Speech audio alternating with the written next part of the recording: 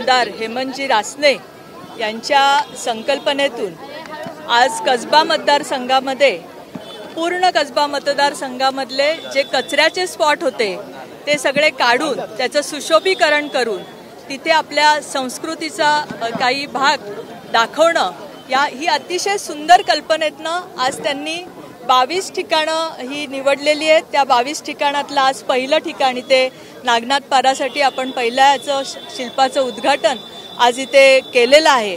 आपल्या पुणे शहराला जी कला संस्कृती आणि इतिहास याचं जे वैभव आहे ते वैभव आपण परत आणण्याच्या दृष्टीने मला असं वाटतं कसब्यामधलं हे पहिलं पाऊल हेमंतजींचं आहे।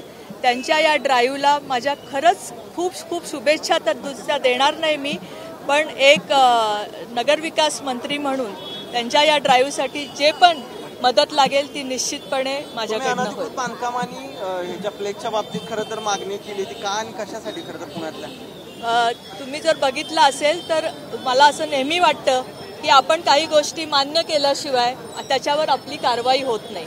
त्यामुळे मी आज जाहीरपणे सांगितलं की पुणे शहरातली जी अनधिकृत बांधकामं आहेत, जे अतिक्रमण आहे, जे फुटपाथवर झालेल्या टपऱ्या आहेत, जे अनधिकृत असतील तर त्या निश्चितपणे त्याच्यावर कारवाई व्हायला पाहिजे। आणि फ्लेक्स मुक्त आज आपण बघितलं तर आम्ही बाहेर जाऊन जेव्हा बघतो तर काही शहर आता पनवेल महानगरपालिका ही फ्लेक्स मुक्त होऊ शकली तर पुणे का होऊ शकत नाही। त्यामुळे फ्लेक्स मुक्त पुणे शहर व्हावं हे आव्हान मी या निमित्ताने यात बरेचसे राजकीय लोकांचे फ्लेक्स असतात, बऱ्याच ठिकाणी आपण पाहिले तर वाढदिवस किंवा इतर कार्यकर्त्यांचा उत्साह असतो। ते राजकीय लोकांचा फोटो लावला की कार्यकर्त्यांना वाटतं की आपल्या जवळचा नेता आहे हे दाखवण्यासाठी कार्यकर्ते उत्साहाने लावतात। पण मला असं वाटतं की फ्लेक्स न लावता पण जसं देवेंजींचा वाढदिवस आहे उद्या आणि त्यांनी सांगितलं की माझा कुठेही फ्लेक्स लावू नका, तुम्ही रक्तदान शिबिर घ्या आणि माझा वाढदिवस साजरा करा। तर नवीन संकल्पना जर आपले मुख्यमंत्रीच मांडतायत तर त्याच पावलावर पाऊल टाकून आपण फ्लेक्स मुक्त पुणे केलं पाहिजे। मुख्यमंत्री अशा पद्धतीचं आवाहन करताना पाहायला मिळतात, पण दुसरीकडे अजित पवारांचे कार्यकर्ते किंवा अजित पवारांच्या वाढदिवसाच्या शुभेच्छा देणारे बॅनर शहरभर झळकताना पाहायला मिळतात। कारण तो त्यांच्या पक्षाचा प्रश्न आहे, तो त्यांच्या नेत्यांचा प्रश्न आहे।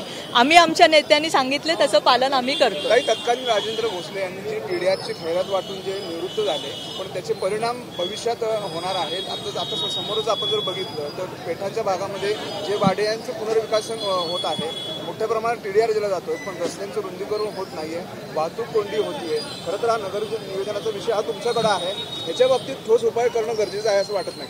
मला एक्झॅक्टली म्हणजे मी जनरलाइज आता काही सांगू शकत नाही त्याबद्दल, पण एक्झॅक्टली जर मला तुम्ही त्याच्याबद्दलची काही जर माहिती दिली तर मी निश्चितपणे तुम्हाला सरकारचे मंत्री कृषी मंत्र्यांनी काल ती रमी खेळण्याचा एक त्यांचा व्हिडिओ आला आणि त्यानंतर खरं तर राज्यात वेगवेगळी त्यांच्यावर टीका होऊ लागली। तुम्ही कसं बघता या सगळ्याकडे? काल मला पण तुमच्याच माध्यमातून कळलं की ते रमी खेळत होते, पण त्याच्यावर त्यांनी त्यांचं पण एक्सप्लेनेशन दिलेलं आहे आणि मला नाही असं वाटत की प्रत्येकावर मी एक्सप्लेनेशन द्यावं।